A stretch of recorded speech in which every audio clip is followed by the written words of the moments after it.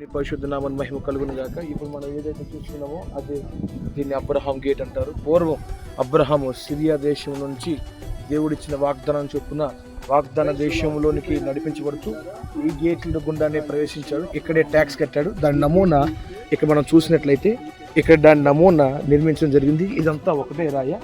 అప్పుడు ఆనాటి కాలంలో అబ్రహాము ప్రవేశించిన ద్వారం ఇది. ఇదిగో మనం ఎదురుగా కనబడుతున్న ఆ సిరియా యొక్క దేశంలో ఉన్న ఆ కొండల ఆ మార్గం ఏదైతే ఉందో ఆ మార్గం గుండానే అబ్రహాం గారు ఈ గేట్ యొద్దకు వచ్చి ట్యాక్స్ కట్టి ఈ పాలు తేళ్లు ప్రవహించు దేశం అనబడుతున్న ఈ కానానులోనికి అబ్రహాం గారు ప్రవేశించారు.